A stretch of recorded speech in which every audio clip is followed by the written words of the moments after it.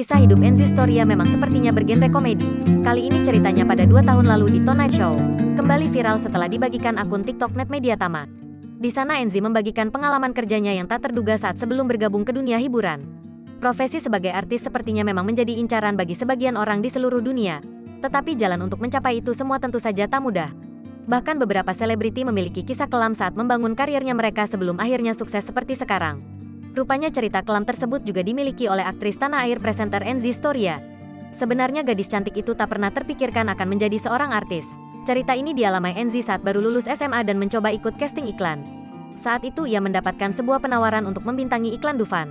Tentu saja dengan senang hati Enzi menerima tawaran itu. Ia berpikiran akan berakting sambil menikmati wahana di sana. Aku sudah senang banget, gue akan jadi bintang iklan Dufan. Mungkin gue akan naik wahana terus disorot kayak teriak. Kenang Enzi dikutip dari TikTok. Jumat, tanggal 11 Maret tahun 2022. Kemudian Enzi merasa antusias karena mendapat kostum karnaval dan wig rambut pirang yang berbeda dari yang lain. Sayangnya perasaan bahagia itu harus dijatuhkan saat ia keluar dari ruangan dan membawa 2 buah tongkat di mana ujungnya terdapat sebuah bola. Enzi langsung menyadari bahwa tugasnya adalah menjadi seorang